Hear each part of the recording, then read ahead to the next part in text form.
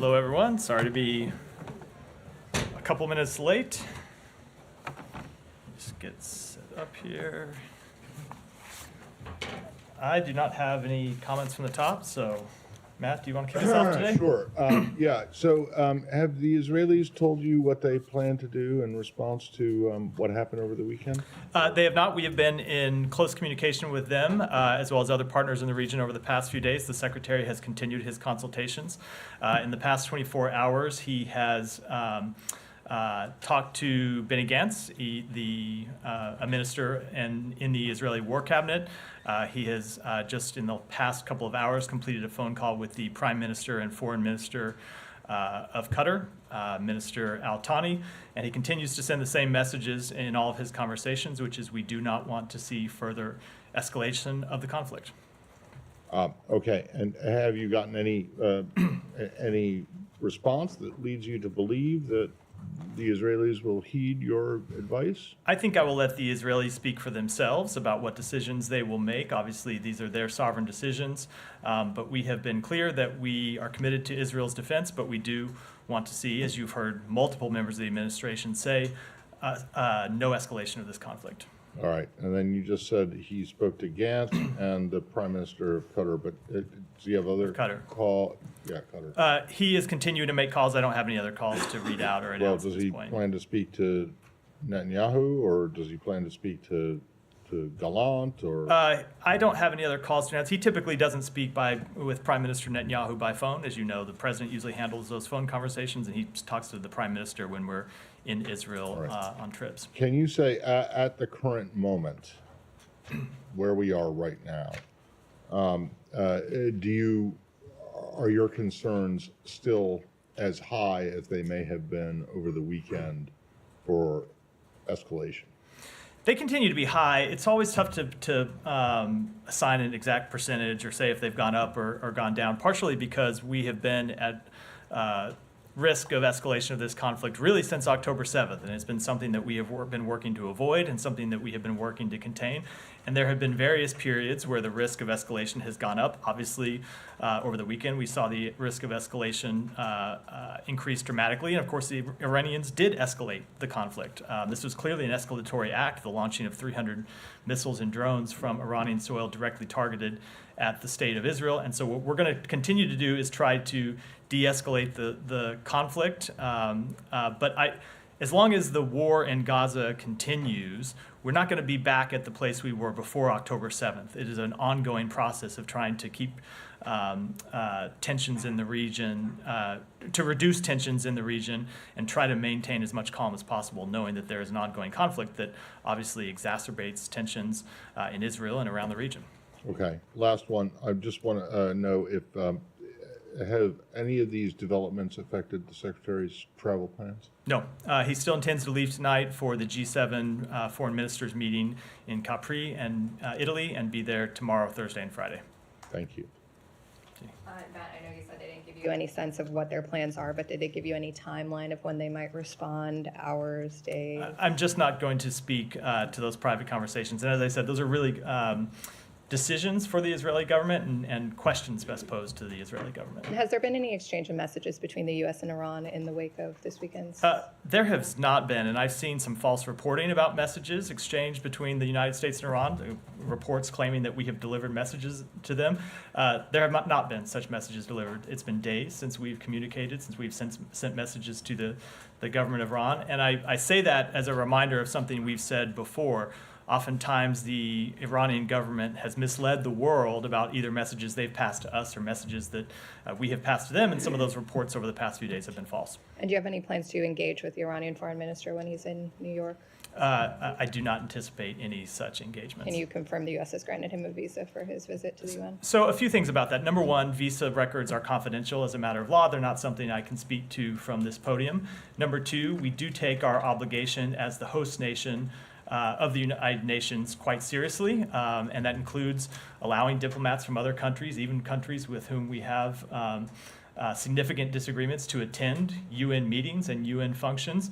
But number three, we do have the ability to restrict, and in fact severely restrict, the movements of certain diplomats while they are in New York for legitimate UN meetings. So should the foreign minister of Iran attend this meeting at the United Nations, I would not expect to see him at very many locations outside the United Nations. But there were already restrictions, so this is a further restriction. Again, I'm not going to speak to that in detail, other than to say we do have the ability to impose very severe restrictions on the movements of certain diplomats, and I would not expect to see him very many places outside the United Nations. Because one of the first things you guys did, like in February, just after you came into office, was to remove the restrictions that were put on Iranian diplomats in New York.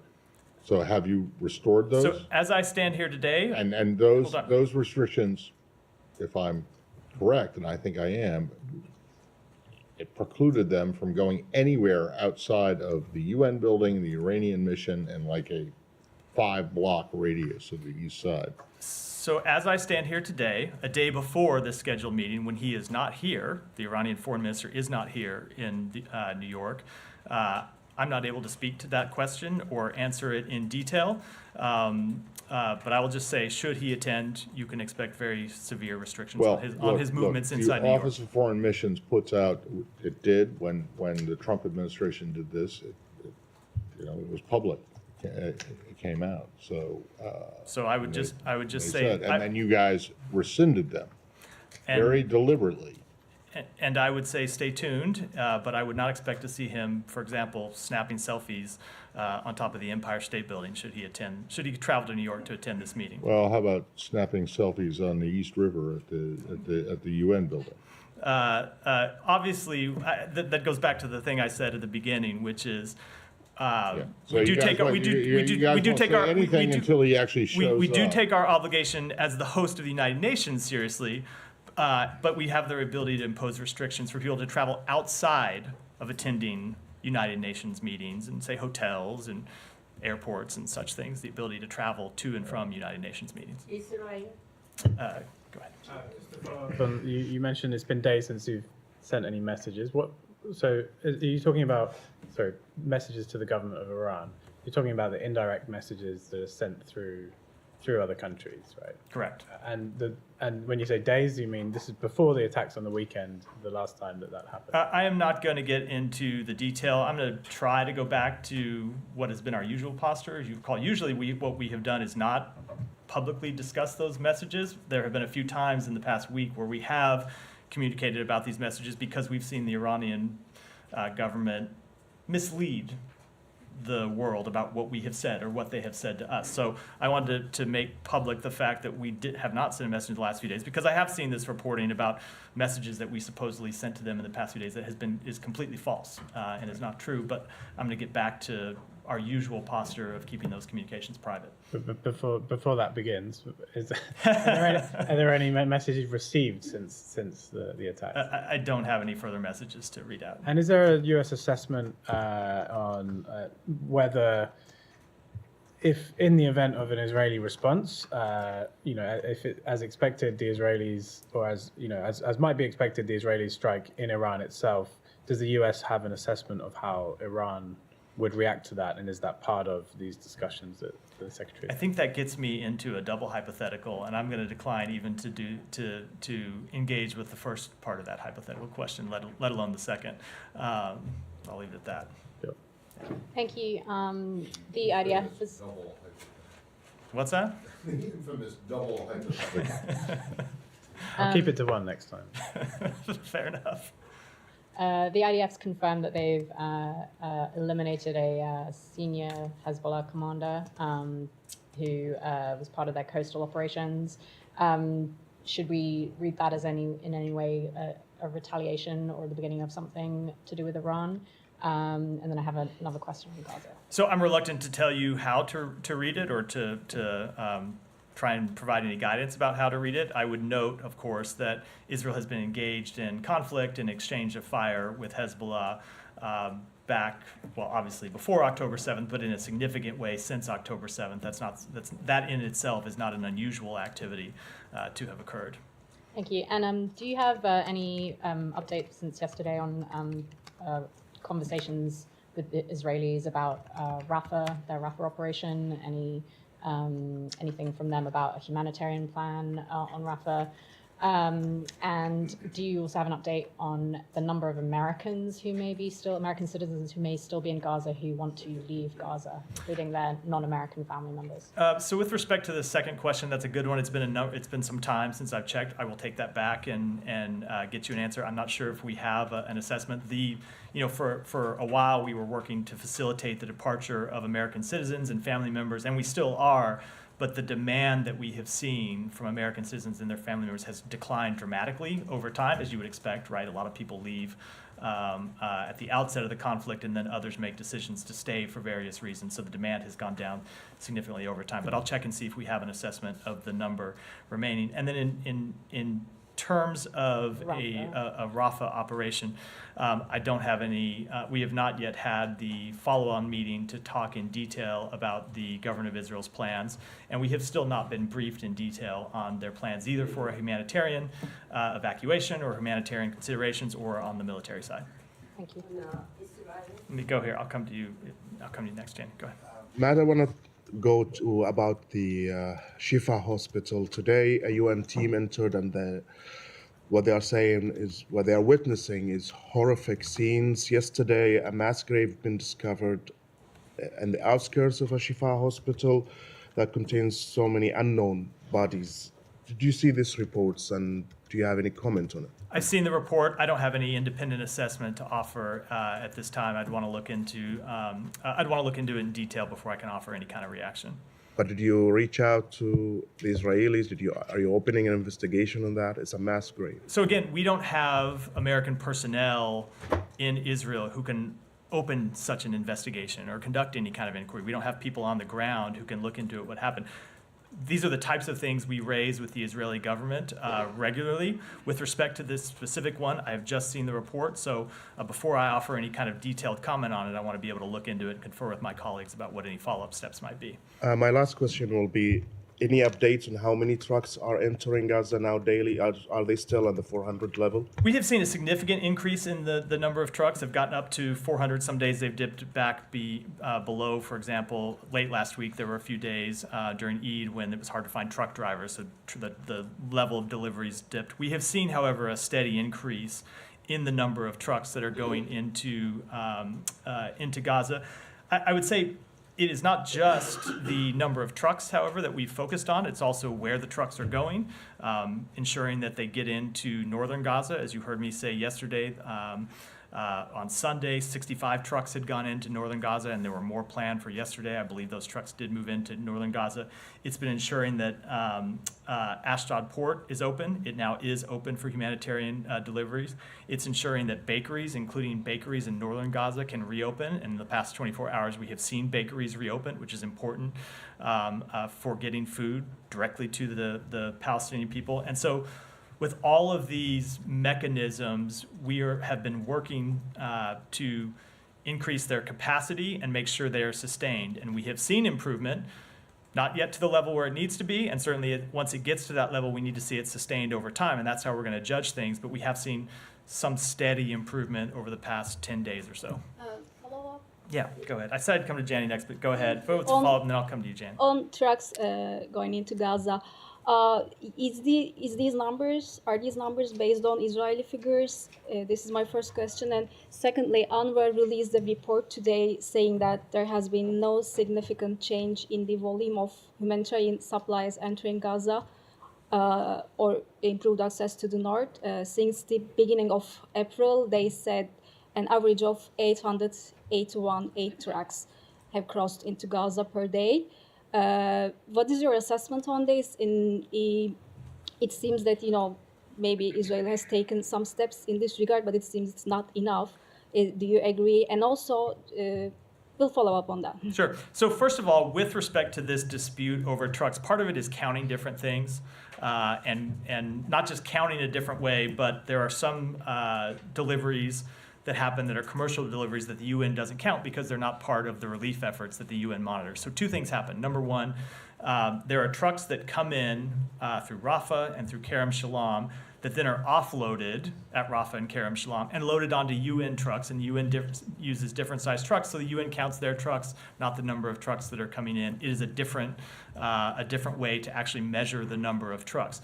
However, even that said, the UN number itself doesn't capture the entire daily volume because there are commercial trucks that are coming in some cases coming in directly through the north, through Erez, or are coming in through the 96 gate crossing that they opened, or are coming in through the south and are driving up internal roads, and those aren't counted, to my understanding, in the UN numbers because they're not being delivered through any of the UN agencies, through UNRWA or through the World Food Program or others. So the UN number does not count the total amount of delivery that goes in.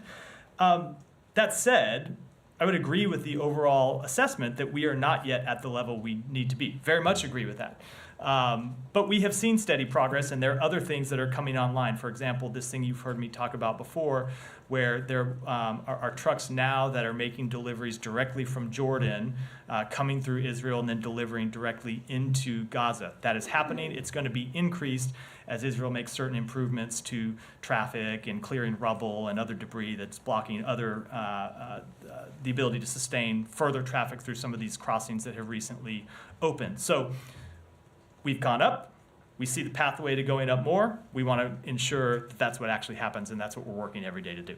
So that's a long-winded answer, I know, but it's a complicated question. Thank you. I appreciate. Some reports say that quantity changed, increased. Quantity of trucks changed, increased, but trucks are not fully loaded.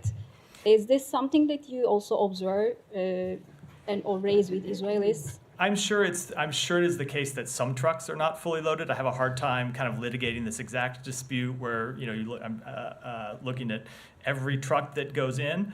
But I will say our humanitarian experts who are on the ground have seen an increased volume, not just of trucks, but of humanitarian assistance going in. We have seen that over the past 10 days. But that said, it's not enough, and it needs to continue, and it needs to be sustained. And that is absolutely what we are working on every day. Janet, go ahead.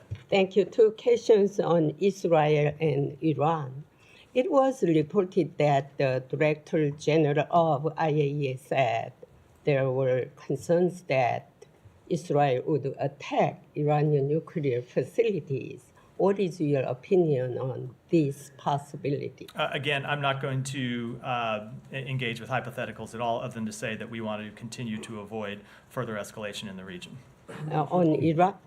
Well, just before we leave this, have you guys decided yet or made a determination about whether what Israel hit in Damascus was a diplomatic facility or not? We have not.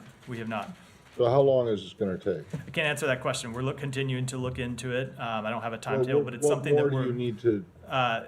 we need to gather enough information that will allow us to make And an how? actual determination. You have no one on the ground in Syria. We at have least arranged, overtly. as I said to you when the last time you engaged with me on this question, we have a range of abilities, a range of ways to gather information. They're partner countries of ours who are Yes. on the ground. We have intelligence capabilities, obviously, and we're continuing to gather information, but we've not yet been able to make a determination. I get it, but you were pretty quick into condemning the invasion of the Mexican embassy in Ecuador. That was a very clear, well-established And this embassy. is not very clear where they blew up. This is something that is taking a little bit more time. No one to died in determine. that incident. But that's not the question. The question was, what is it? Was it an embassy or a consulate or not? And it was very Yeah. clear. How it's hard very is it to clear figure that in out? the case of the Mexican. It's something that we're gathering It's information been on, like 2 weeks. and we continue to More. gather information. We don't have a determination yet. Let me finish my second question. On Iran. Certainly. What are the United States concerns about Iran working with North Korea to pursue nuclear weapons and ballistic missiles? Certainly, that's something we'd be incredibly concerned about. quick- Stay in the region? Yes. Yeah. Who said yes? Back there. Go ahead. I heard a yes. I couldn't see it. Go ahead. So the content of the trucks going into Gaza, are you talking to Israel about the contents of these trucks? Medical supplies are in, Gaza is in major need of medical supplies. And some people on the ground are saying, yes, we're getting food, canned food, but we're not getting medical supplies.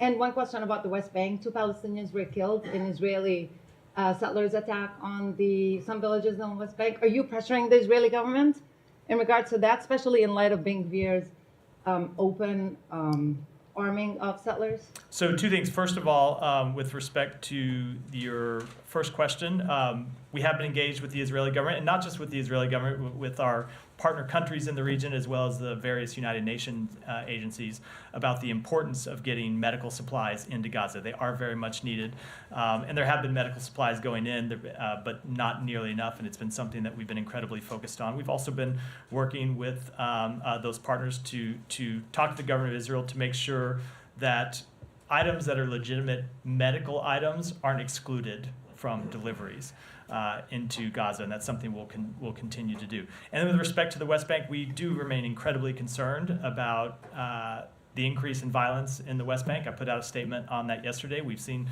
tensions continue since then. We have made absolutely clear that the government of Israel has a responsibility to police extremist settler violence. It has the responsibility to hold extremist settlers responsible when they commit acts of violence.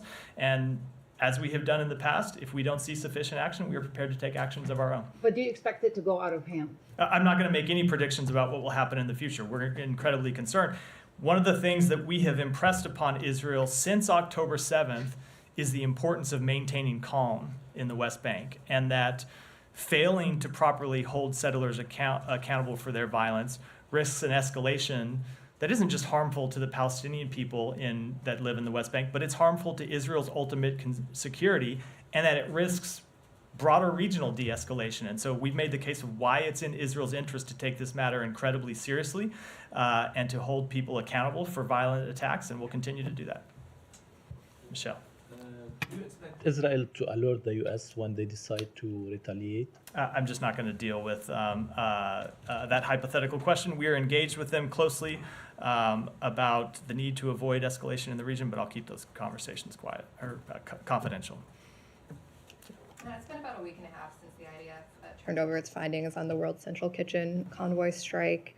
The U.S., you said, was reviewing it at the time. Has there been any assessment made on that? There hasn't been a final assessment. We are continuing to review the results of their investigation, and we're also continuing to engage not with the government of Israel about this question, but with humanitarian organizations to see what questions they have, and that process is ongoing. Are you still not calling for a separate independent investigation? We are not at this time. We're continuing to review those results and engage with humanitarian partners. When do you expect this review process to wrap I up? don't have a timetable. Go ahead.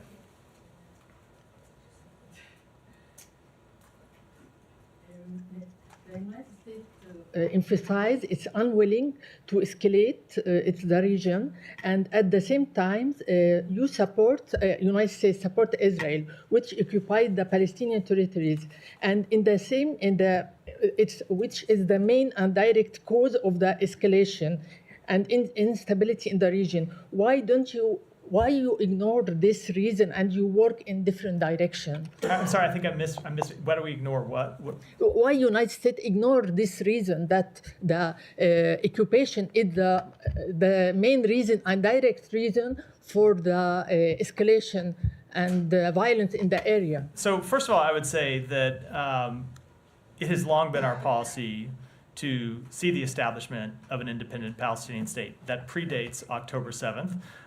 But the pursuit of that policy has been something we have been engaged in vigorously since October 7th. You've seen the Secretary travel to the region to engage with Arab partners about putting on the table a real plan for normalization between Israel and its neighbors that would include a pathway to an independent Palestinian state and would establish real security for Israel. That said, and I think it's always important to emphasize this when this question comes up, as it has before, nothing that happened before October 7th justified the attacks of October 7th. And I think it's always important just to make that clear. Excuse me, one more. I wonder if you heard about what's happened today in Maghazi camp in Gaza, the massacre, what's happened. And today, the most who killed are children and women today, this morning in Gaza. I have not yet seen that report. I'm happy to look into it. Okay. Alex, go ahead. I have different questions. Sure, go ahead. Thanks so much. Let me start with the question on the report that you guys have submitted to the Congress yesterday on compliance report on arms agreement. There's a line there saying that the United States continues to provide Russia with pre-launch notifications of ICBM and SLBM launches and notifications of heavy bomber exercises in accordance with proper agreements, obviously, which remain separate from New START. Is this a two-way road? And when last time this exchange had occurred? Can you So, recall that a little bit? Alex, I'm going to make an admission here, which I have not read that report or am fully tracking the details. I'm happy to take that back and look into the report's language and get back to you on it. Yes, please. I'm going to move to Georgia, if I may. I want to follow up on your previous comments. We were particularly directed to the Georgian Dream government. We were discouraging them from moving forward, but they did act anyway. But there are protesters out there, the second day in a row. They're trying to save the democracy. What is your message to the protesters? Do they have your sympathy? I realize I'm asking for bare minimum. So I'm going to say, first of all, with respect to that draft legislation, it does still remain draft legislation. And last time this draft legislation was proposed, we saw it take several steps forward, but ultimately not pass into law. And so I don't think we're at any point where we can make any predictions yet about what's going to happen. But I will just reiterate that we do remain deeply concerned about that law. And with respect to protesters in Georgia or anywhere else in the world, of course, the United States supports everyone's right everywhere in the world to freedom of expression and freedom of speech. As you know, this is not the first time the initiators, same folks, are initiating this, Russian law. And what is your reaction to those who believe that those initiators are acting in impunity while you're waiting for other shoes to drop? They are already taking the action that you can't reverse if you act later. So, Alex, I would say, I would just refer you to the comments I made one moment ago, which is we have seen this legislation proposed before and not make it into law. It is still currently draft legislation. We've made very clear that we are concerned about it, and as it pertains to any possible steps, I'm not going to preview anything here. But I would say that is always the case, where we do not preview potential sanctions or other measures that we might impose before we do so. Thank you. And finally, on Ukraine, I want to go our back and forth yesterday. I'm sure you have seen President Zelensky's comments yesterday, in which he made it clear that we can now see how unity can work truly 100%, and how almost 100% of Shaheeds and missiles can be intercepted. Frankly, Ukrainian officials don't really understand why is it that the United States is not helping them directly to prevent Russian attacks, at least to targeting their energy infrastructure.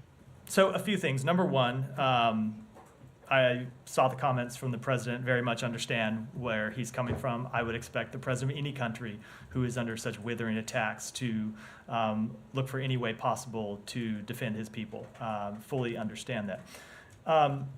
Number two, I think it is important to note the context that we have an entirely different relationship with Ukraine and Israel, in that our relationship with Israel goes back decades and in terms of a security partnership. We have had a decades-long security partnership with Israel where we have been providing them direct military aid, not just going back 2 years of a conflict, but for decades, and have had long, broad-standing communications between our military and the Israeli military that goes back decades. Israel is a major non-NATO ally of the United States. Ukraine is just in a different position in that we did not have that kind of agreement with them prior to the immediate months before this conflict. But what you have seen us do since this conflict is provide them with the equipment they need to defend themselves. And that includes, of course, air defense systems, Patriot systems, and other air defense systems that we have either provided the Ukrainian military ourselves or we have sourced from other partner and ally countries around the world so they can defend themselves. And much of the reason that they have been able to successfully defend themselves against barrage after barrage after barrage of Russian attacks is because of those air defense systems that we have provided. Now, that said, you're right that we are not in armed military conflict with Russia, which is what it would require for U.S. planes to be in the skies over Ukraine engaging with Russian attacks. And we are not going to be in direct armed conflict with Russia. The President of the United States has made that very clear. I think it's in the interest of the American people that we not be in direct armed conflict between the United States and Russia because we do not want World War III. That said, we are entirely committed to the defense of Ukraine. We have proved that over the past 2 years. The president has proved that by providing American support. And if you want to ask the question about what more we can do, The question is one to put to the United States Congress, because we have a supplemental spending bill that would allow us to provide more equipment, including more air defense systems to Ukraine that they very much need, and we hope that bill will pass. Go. On sanctions, do you have any update on reimposing Venezuela sanctions? The deadline for decision, I believe, is this Thursday. It is Thursday. It's 2 days from now, the 18th. In my mind, I had it as tomorrow, but you're right, it is on Thursday. So we have made very clear, you saw when we allowed one of the licenses that we had given them with respect to the gold industry to expire in, I believe it was February. We made clear that there was another license on their oil industry that was set to expire on April 18th. We are 2 days from April 18th. We have made very clear that if Maduro and his representatives did not fully implement their agreements under the Barbados Agreement, we would reimpose sanctions, and I would just say stay tuned. Do you think he's been moving towards free and fair elections, which is part of that Barbados Agreement?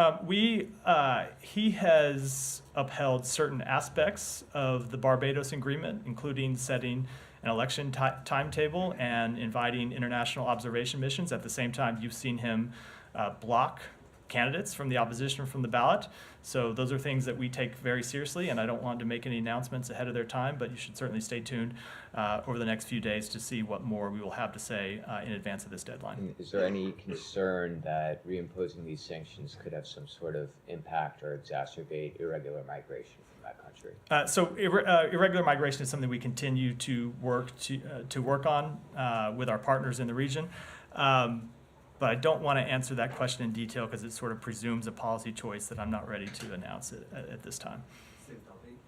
Yeah, go ahead. Last week there was a meeting in Mexico between U.S. officials and Venezuelan officials. Do you have any details of what was discussed there? Or? I'm not going to comment on private diplomatic exchanges. Venezuela too regarding that? I was just saying, but we have made very clear directly to Maduro and his representatives that we expect them to uphold the things they agreed to under the Barbados Agreement. And on another meeting today here in Washington with Cuban authorities on migration, do you have any comments on what is being discussed and why is this meeting for? So these were bilateral discussions between the United States and Cuba. They are bilateral discussions on migration that take place biannually, twice a year. They reflect the commitment by the United States to regularly review the implementation of the U.S.-Cuba Migration Accords, which date back to 1984. Ensuring safe, orderly, humane, and regular migration between Cuba and the United States remains a primary interest of the United States, consistent with our interest in fostering family reunification and promoting greater respect for human rights and fundamental freedoms in Cuba. Thank you. Go ahead. Thank you. So what are some of the diplomatic measures that the U.S. is doing to de-escalate tensions since the Iran attack? So we are engaging in, first of all, I want to say two things about that. One, we are engaging in diplomacy to make clear that we don't want to see de-escalation. And so that's a message the Secretary has delivered in his direct conversations with his counterparts in the region. It's the message that others have delivered in their conversations with counterparts in the region, others from both our building and broader inside the administration. But there is another thing that we are doing too when it comes to diplomacy, and that is ensuring a coordinated diplomatic response to the unprecedented escalatory actions that Iran has taken. And you've seen the Secretary engage in conversations with his G7 counterparts. The President, of course, held a video call with the leaders of the G7 countries on Sunday, and it's something that we will continue to coordinate on in the days ahead. And as far as the Arab countries like Jordan, is there a strategy to help bolster them since they took action in shooting down those drones? And so I'm going to let any country speak to its own actions. Go ahead. Yeah, go ahead. There's a new Washington Post report today about a 6-year-old girl in Gaza City who was killed, and the paramedics who went to rescue her.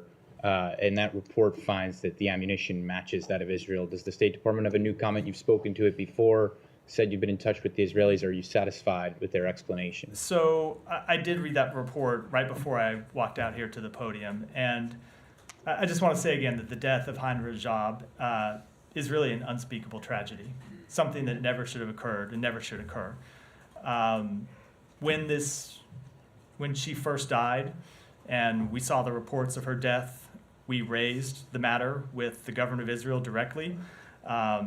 They told us that they had conducted an investigation and found that there were no IDF units in the area at the time of her death. I read the Post report, and the Post has concluded something to the contrary. So what we're going to do is take the information that is contained in that Washington Post story. We're going to go back to the government of Israel and ask them for further information. We would still welcome a full investigation into this matter and how it occurred in the first place. You've said repeatedly that there are processes that the State Department has. Admiral Kirby's referred to them as well. Is this one of those such processes where the United States has, could you do something independently here? So we do have processes ongoing to look at various incidents. I have made it a practice never to confirm when a specific incident is under consideration as part of one of these processes, but there are a number of incidents that continue to be under review at the State Department, and that will continue to be the case. That is a separate matter than raising the question with the government of Israel and asking what they have found, and that's what we've done in this case, and that's what we'll be going back to them to do with the new details that were raised by the Washington Post. And one more on aid, but the humanitarian pier that DoD is leading on, are you facilitating relationship with NGOs to get that aid into Gaza? We have been in conversation. Obviously, DoD is the lead for the construction of that pier and the operation of that pier, but our special envoy, David Satterfield, as well as officials in our embassy in Jerusalem have been engaged in conversations with the government of Israel and various United Nations agencies and private relief organizations about the operation of that pier and how to ensure that aid that is delivered into Gaza over that pier can then be properly and efficiently distributed inside Gaza, which of course has been one of the difficulties over the past couple of months once aid actually is delivered. That's been true for the delivery of aid over land routes, and what we're working to ensure is that is not a problem for the delivery of aid through this new maritime corridor. Go ahead.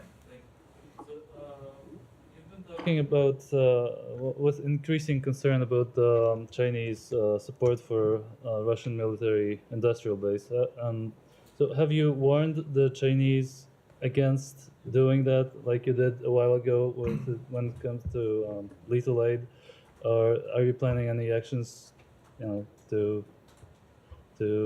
address that? And separately, if I may, Polish President Duda said today that he will meet with former President Trump.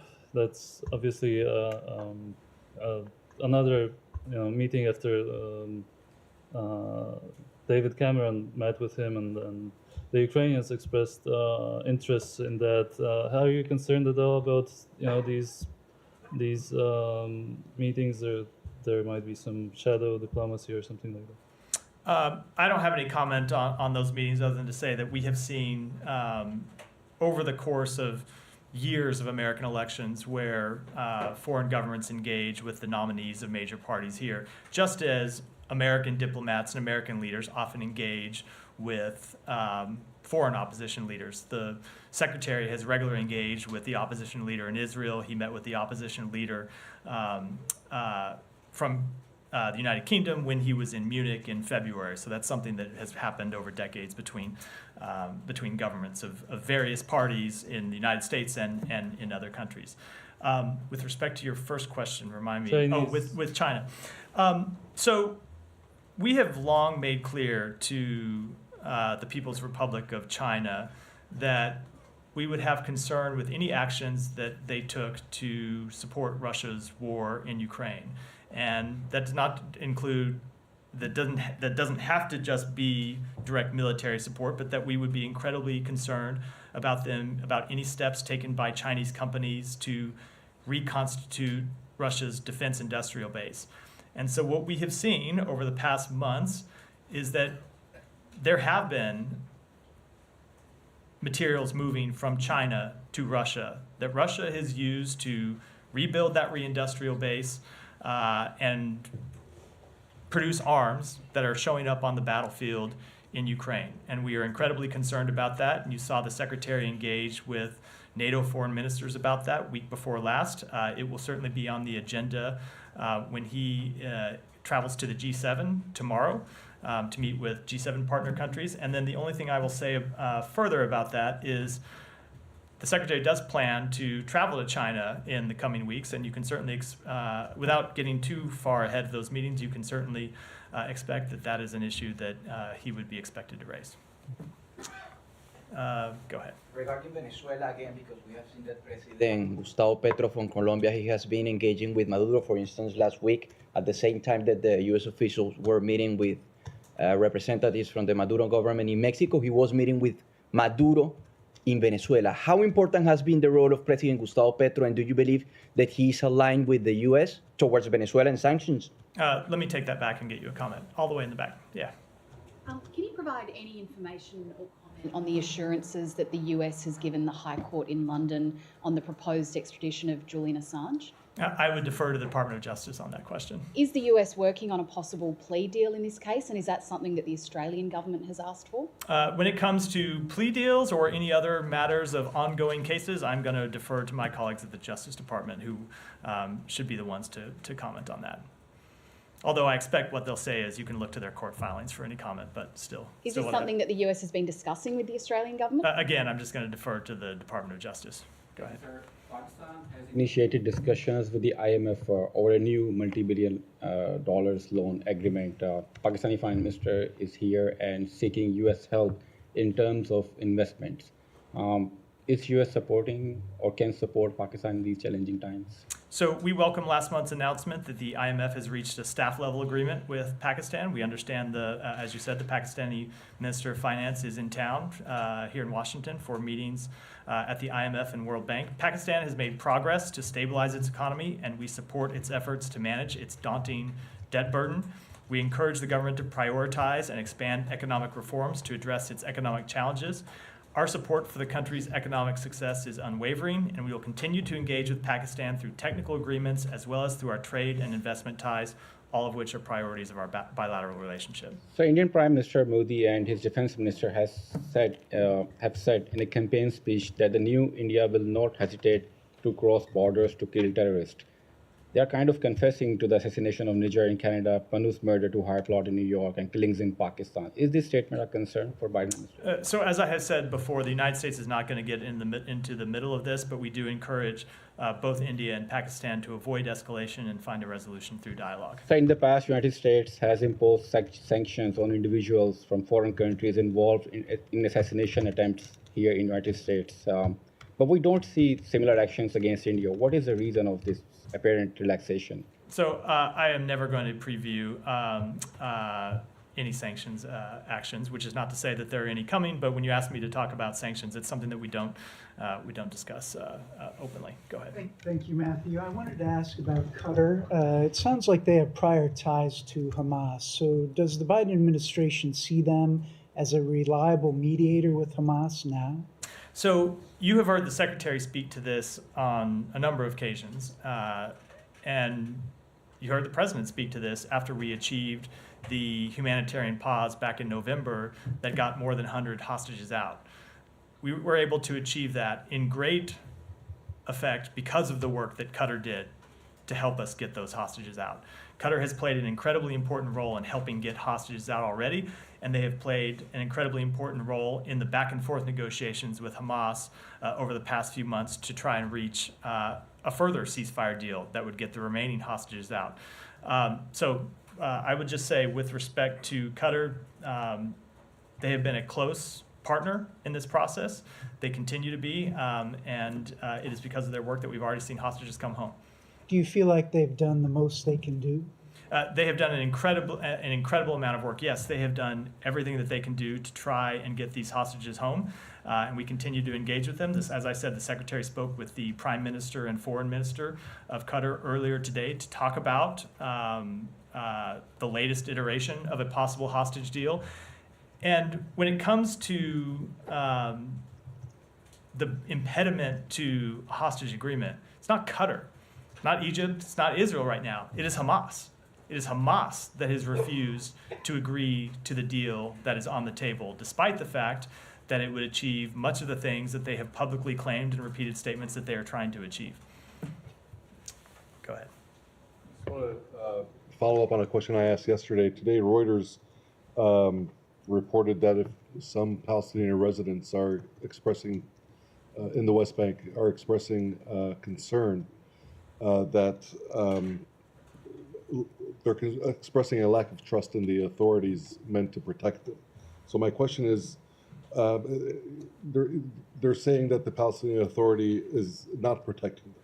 Does the Palestinian Authority have not only a right but a duty to protect them? And I'm talking about within the areas of their jurisdiction. So I would say, let me just answer this question. It's really the same answer I gave yesterday, is that we want to see the appropriate law enforcement authorities in those areas where they have jurisdiction to act. But ultimately, the question comes back to something I said earlier, which is the Israeli authorities, the IDF, have a responsibility to police settler violence and hold settlers accountable for their violence. And that's what we have been engaged with the government of Israel to encourage. Go ahead. I'm just going to, we got to wrap up. So I'm going to go here and then wrap for the day. You have mentioned restrictions on diplomatic movements regarding the Iranian diplomats. Don't you think so it will let another dead end for at least diplomatic conversations? And please also mention... well, I didn't, just repeat that last part again. I didn't quite catch it. So don't you think so it will let another dead end for at least diplomatic conversation you have with Iran? And what are the channels of communications you have? What are the level of communication level you have with the Iranian side? Because they have mentioned several times during this crisis that they did inform the United States before this attack. So that is not true. First of all, as I said yesterday, that is not accurate. We do have the ability to send messages to the Iranian government, when it is in our interest to do so. We have done that in the past. We've done that over the past week, although we have not done so in the past few days. And let me just, and the other thing I'll say, which I said in response to an earlier question, maybe before you walked in, which is that you cannot take at face value what you hear the Iranian government say, either about the messages they have sent to us or the messages that we have sent to them, or about reports you see about those messages, because oftentimes they are either wildly misleading or completely untrue. Then secondly, apparently it seems like what Israel did, it is unjustified to attack a declared diplomatic mission. Before this, Israel attacked many positions in Syria, by claiming that Iranian airlines are involved in the weaponizing the Syrian. But this time, this thing pinched Iran to the direct engagement with the Israel. We have seen that United States initiated diplomatic efforts with its Western allies to halt Iran to strike back, and then to Israel to attack Iran. Why you and your allies didn't join any condemnations to stop Israel to further continue this escalation that will prolong this escalation?